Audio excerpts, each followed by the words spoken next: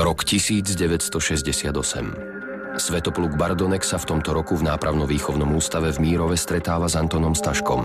Pre Bardonka je práve ich stretnutie najvýznamnejšia udalosť jeho života. Mali spoločnú túžbu po veľkých peniazoch. Boli rozhodnutí získať ich za každú cenu. Anton Stašek je na slobode iba zo pár týždňov, ale za ten čas už vymyslel plán.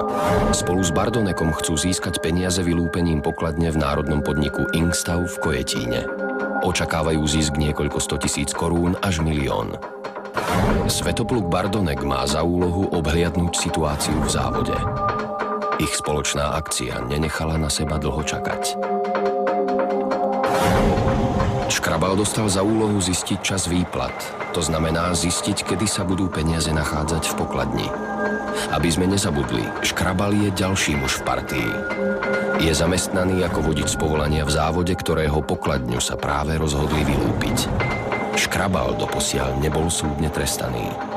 Hovoríme o trestnom čine spolupáchateľstva, kde je potrebná vlastne pri organizácii takéto skupiny je potrebný jeden človek, ktorý má takú silnú pohnutku a motiváciu a cieľ, ktorý chce naplniť. Má na to energiu. A je to človek, ktorý si vyberie potom vlastne ľudí, ktorí mu pomôžu zabezpečiť tento cieľ, naplniť ho. A v tomto prípade to teda bol Stašek, ktorý bol takouto hnacou silou celej akcie. A vybral si za spolupracovníka napríklad človeka, ktorého spoznal vo výkone trestu. A teda vedel, že je náchylný robiť trestnú činnosť a navyše o ňom vedel, že je závislý na alkohole a že je aj ľahko ovplyvniteľný a manipulovateľný, že ho v úvodzovkách bude poslúchať, keď mu niečo prikáže a bude mu pomáhať. A navyše si myslel, že vlastne bude môcť ľahko na ňo hodiť aj prípadne nejakú vinu. Keďže už bol trestaný a bol alkoholik.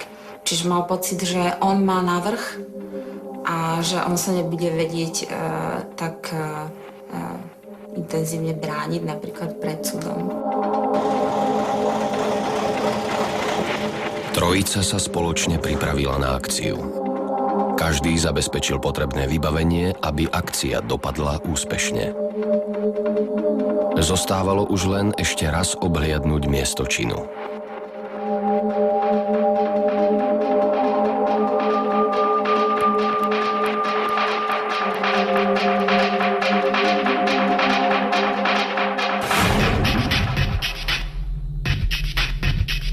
Podľa plánu mali pod hrozbou pištole poviazať vrátnika, opiť ho do bezvedomia, aby lúpež hneď nenahlásil na verejnú bezpečnosť, získať kľúče,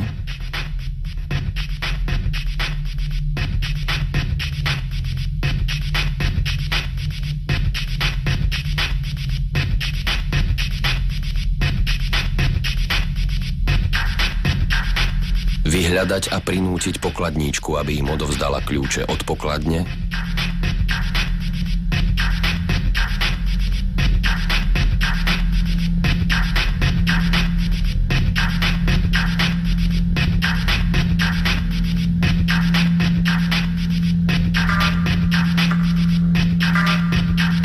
a zmocniť sa pokladničky s peniazmi.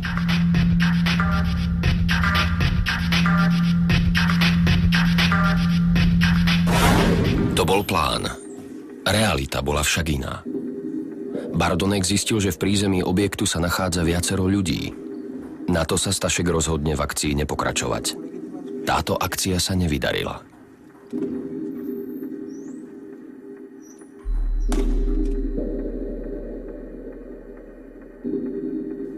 Prvá nevydarená akcia ich neodradila.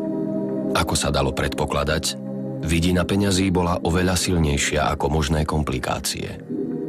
Stašek a Škrabal sa rozhodli, Bardonek bol v tom čase opäť vo výkone trestu, že vylúpia pokladňu dopravných stavieb v Uherskom Hradišti. Stašek sem veľmi často jazdil autom, takže objekt veľmi dobre poznal. Stašek zabezpečí otlačok kľúča od hlavného vchodu. Pod zámienkou poruchy na pridelenom vozidle vyláka kľúče od vrátnika závodu.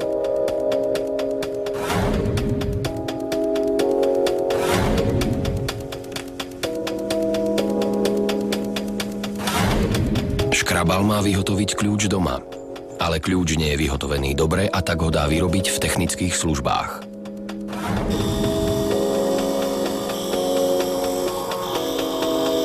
Zistia, že výplaty budú 1. júla. 30. júna 1971 po 9. hodine večer Stašek so Škrabalom prišli k bráne závodu dopravné stavby. Odomkli si falošným kľúčom a vstúpili do závodu. Napokon našli miestnosť, v ktorej je pokladňa.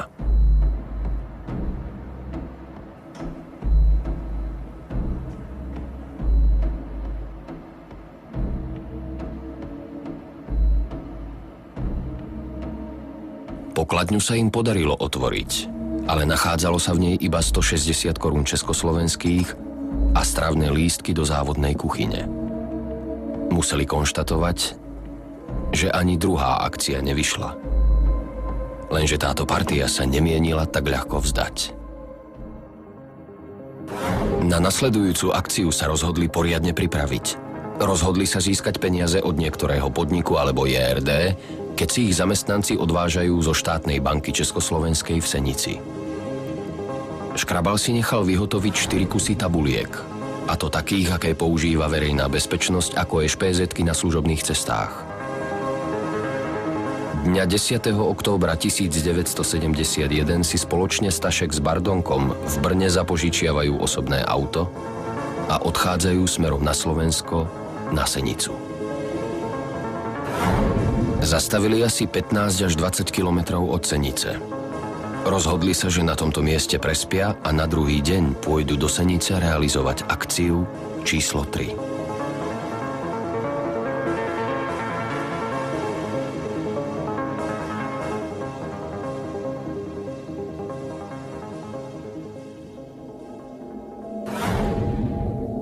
Ráno pred akciou Stašek vyskúša pištoľ, ktorú získal od Škrabala.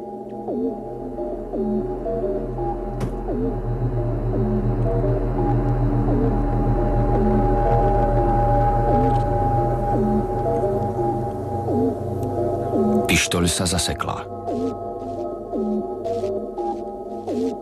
Stašek sa rozhodne, že s takouto pištoľou nebudú akciu realizovať. Napriek tomu odídu do Senice, kde Bardonkovi ukáže budovu štátnej banky Československej, v ktorej chce akciu číslo 3 realizovať. Nefunkčná pištoľ ho rozhnevala, ale neodradila od plánu.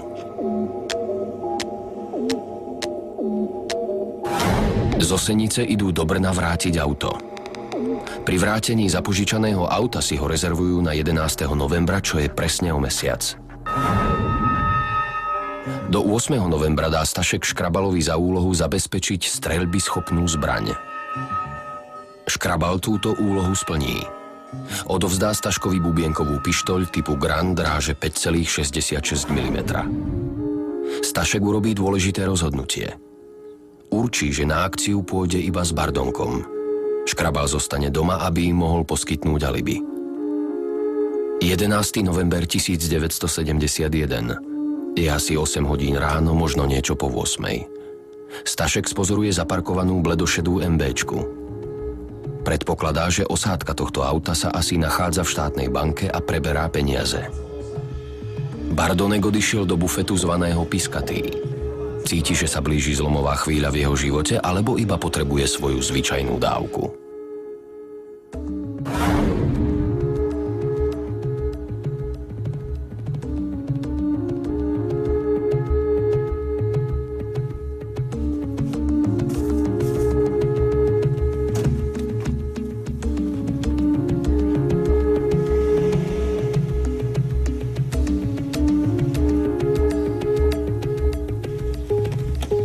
Stašek informuje Bardonka o osádke bledošedej MBčky. O tom, že vyšli z banky a niesli tašku plnú peňazí. definitívne rozhodne, že pôjdu za nimi. Vyhliadnuté auto šoféruje Pavol Míšaný. Vedľa neho sedí jeho kolegyňa Cecília Flamíková. Je v pokročilom štádiu tehotenstva. Sú zamestnancami JRD Unín. Vyzdvihli pre členov JRD peniaze na výplaty. Stašek hovorí Bardonkovi, že predtým z banky vyšli ľudia, ktorí niesli peniaze v kufroch a že mali ozbrojený doprovod. Na tých by potrebovali automat, aby sa zmocnili ich peňazí. Počas jazdy za vozidlom z JRD Unín Stašek spozoroval, že vodič urobil dopravný priestupok. Za obcov Čáčov Bardonek mávaním rukou cez otvorené okno prikázal vodičovi Pavlovi Míšanému zastaviť. Spoliehal sa na fingovanú ešpézetku, ktorú príslušníci verejnej bezpečnosti používajú na služobných cestách. Hra mačky s myšou začína. Bardonek vytýka vodičovi spáchanie dopravného priestupku, kontroluje mu vodičské doklady, vytýka mu, že už má 3-krát štiknutý kupón. Po príchode Stašeka k autu sa Bardonek na neho obráti so slovami: Pán kapitán, mám pokutovať tohto vodiča alebo nie? Stašek sa vyjadril, že vodiča pokutovať netreba. Bardonek ako fingovaný policajt teda pokutu neuloží, iba oznámi osádke, že pôjdu za nimi a budú ich sledovať. A ak by sa ešte dopustili nejakého dopravného priestupku, potom im už pokutu uložia. Od tejto chvíle majú Stašek s Bardonkom dôležité informácie, ktoré potrebujú. Zistili, že osádka auta ide do Unína a že tašku plnú peňazí, ako sa domnievajú, majú na zadnom sedadle auta. Osádka unínskeho auta z úľavou zisťuje, že záhadné auto s policajnou ešpézetkou ich obieha a vzdialuje sa im. Začali sa s nimi hrať takú hru mamačku a myš, že ich predháňali, zastavovali, nadviazali s nimi kontakt, rozprávali sa s nimi, velili im. A potom nakoniec vlastne ich zastavili a bez toho, aby im dali nejakú vôbec možnosť alebo nejakú šancu, tak ich odstredili. Stašek s Bardonkom ich predbehli iba preto, aby zistili, ako ďaleko je vzdialený Unín a ktorým smerom leží. Stašek Bardonkovi oznámi, že sa nezmocnia peňazí podľa jeho predstav, ale že osádka auta sa musí postrieľať. Postrieľanie si zoberie na starosť Stašek a Bardonek musí posádku doraziť nožom. Bardonek prehlásil, že on osádku nožom dorážať nebude. Stašek mu teda navrhne, že mu nechá v pištoli 2 náboje, ktoré vystrelí do osádky auta. S týmto súhlasí. Bardonek je naozaj zaujímavé, jeho konanie. A možno, že to súvisí s jeho alkoholizmom, že vlastne závislí ľudia a chronickí alkoholici len ťažko menia svoje plány a vlastne nie sú náchylní veľmi k zmenám, k akýmkoľvek zmenám. A v jeho prípade on mal podľa jeho plánu, ako vypovedal, vlastne ten čin sa mal spáchať tak, že ich poviažu a niekde nechajú tie obete. Ale teda Stašek trval na tom, že to tak neurobia, že oni sa s Škrabalom dohodli, že obete treba odstrániť. Takže vlastne pre neho to bola zmena. A nechcel pristúpiť na to, aby ich dorazil so svojou zbraňou, ktorú mal pri sebe, ktorou bol ozbrojený, to bol nôž. A to sa mu zdalo, že sa toho nechce vlastne zúčastniť, bol proti. A tak mu navrhol spolupáchateľ možnosť, že môže teda vystreliť z jeho zbrane, že on mu tam nechá 2 náboje. A to sa mu zdalo v tej chvíli priateľné, pretože chcel peniaze a zdalo sa mu priateľné vlastne vystreliť do 2 mŕtvol. Pavol Míšaný a Cecília Flamíková spozoruje, že záhadné policajné auto na nich čaká hneď za obcov Štefanov. Autom obiehajú staršiu ženu, ktorá kráča po okraji cesty. Bola to Brigita Horná. Bardonek má v prípade prichádzajúceho auta zatrúbiť na klaxón a tak dať Staškovi znamenie.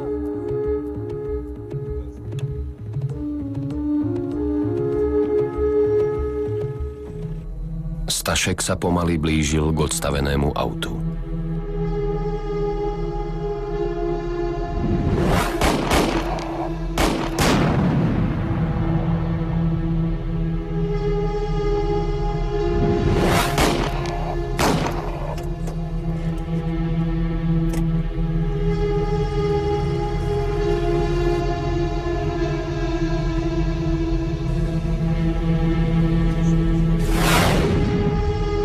Bezprostrednou príčinou smrti Pavla Míšaného bolo zakrvácanie do dutiny hrudnej po strelnom poranení srdca, srdcovnice a pravých pľúc.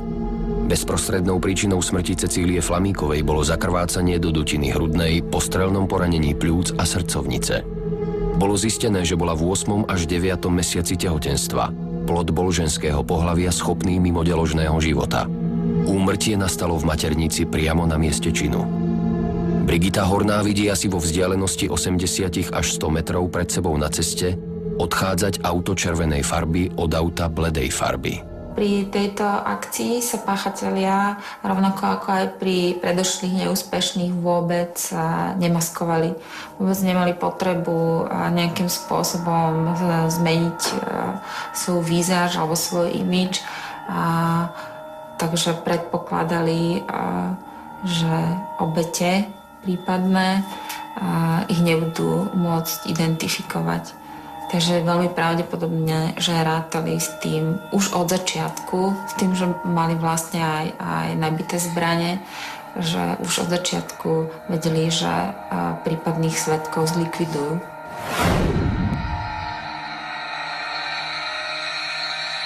Pred obcov Holíč odbočia na poľnú cestu v blízkosti Vinohradu. Tu Stašek odmontuje nepravé ešpézetky a pripevní pravé. Nepravé ešpézetky odhodia a zakryjú ich hlinou. Stašek vybije bubienkovú pištoľ a nábojnice poodhadzuje do Vinohradu. Bubienkovú pištoľ zahrabú pri ceste asi 5 až 10 cm do zeme. Potom odídu smerom na Hodonín. Na križovatke v obci Petrova Ves sa Bardonek pýta náhodného chodca na smer cesty. Dňa 12. novembra 1971 prišli do Olomovca, kde na nich podľa dohody čakal Škrabal. Stašek informuje Škrabala, že akcia dopadla dobre a že vyniesla 363 000 korún. Odoberú sa na ďalšiu cestu, a to do Brna, kde chcú vrátiť zapožičané auto. Ešte počas cesty Olomovcom Škrabal ukazuje Staškovi miesto, kde sa dňa 11. novembra 1971 pohyboval so služobným autom. Je odhodlaný dosvedčiť, že na tomto mieste sa stretol v čase vraždy so Staškom, aby mal Stašek hodnoverné alibi. Počas cesty do Brna sa Škrabal začne domáhať vyplatenia podielu z lúpených peňazí. Škrabal navrhne pred Vyškovom odbočiť na odľahlé miesto smerom do Pieskovne. Stašek mu vyhovie.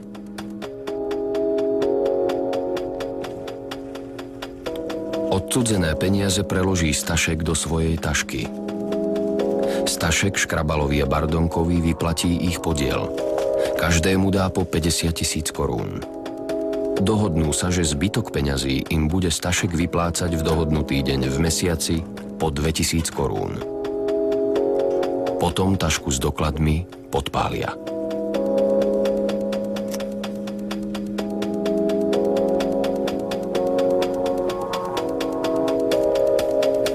Stašek informuje Škrabala, že pri akcii sa muselo strieľať. Škrabal chce vedieť, či osádka je naozaj mŕtva. Stašek sa chváli, že strieľa dobre, že veď ho pozná, že tí dvaja už dokandidovali. Stašek vráti zapožičané auto. Vo večerných hodinách všetci traja cestujú domov vlakom.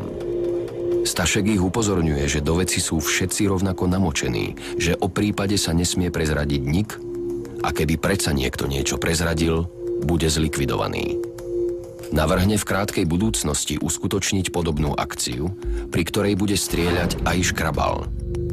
Škrabal s návrhom súhlasí.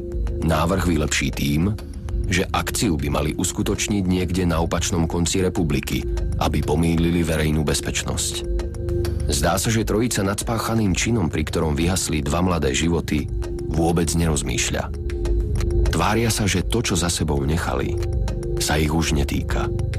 Pri objasnení tohto prípadu zohralo úlohu niekoľko dôležitých faktov. Našli sa krvavé stopy na oblečení Bardonka a Staška. Podstatnou je výpoveď svedka, ktorý spoznal Antona Staška a tvrdil, že dňa 11. novembra 1971 asi o 8:30 ho videl sedieť v červenej MBčke s policajnou ešpézetkou. Spoznal tiež Bardonka, ktorý v tom čase prichádzal z bufetu Piskatý. Vyšetrovatelia zhromaždili množstvo dôkazov. Zahodené nábojnice, zahrabanú pištoľ, fingované ešpézetky, zostatok peňazí. Vypočuli 27 svedkov. Okrem iného svedka, ktorý na požiadanie Antona Staška zhotovil tabuľky z duralového plechu na fingované ešpézetky, svedkyňu, ktorá vyrobila šablóny na písmená, svedkyňu, ktorú obišli na ceste tesne pred vraždou a ktorá počula výstrely, svedkov, ktorých sa pýtali na cestu. Našlo sa niekoľko svedkov, ktorí si všimli nápadnú červenú škodovku s policajnou ešpézetkou a v nej dvoch mužov. Úlohu zohral aj fakt, že v roku 1971 veľa ľudí ešte nevlastní motorové vozidlo. Z odsudzených peňazí si Stašek zakúpil osobné auto Volga za 103 000 korún. Obžalovaný Škrabal si zakúpil staršie auto za 38 000 korún, a to Škodu MB 1000 a televízor za 4200 korún. Z odsudzených vecí pri domových prehliadkach bola u Staška nájdená čiastka 70 220 korún. U Bardonka 40 800 korún a u Škrabala 55 700 korún. Spolu 166 720 korún. Peniaze mali uschované v rôznych častiach domu. Brutalita činu šokuje. Ľudia našli obete v deň vraždy niečo po 10. hodine. Okolo 10:15 je na mieste činu 15 až 20 ľudí. Okolo 11. je na mieste tragédie už asi 200 ľudí. Najvyšší súd Slovenskej socialistickej republiky na verejnom zasadnutí 19. a 20. júla 1972 uznal za vinných Antona Staška, Svätopluka Bardonka a Ladislava Škrabala dvojnásobným trestným činom vraždy, dvojnásobným trestným činom lúpeže a rozkrádania majetku v socialistickom vlastníctve. A odsúdil Ladislava Škrabala na trest odňatia slobody v trvaní 15 rokov, Antona Staška na trest smrti, Svätopluka Bardonka na trest smrti.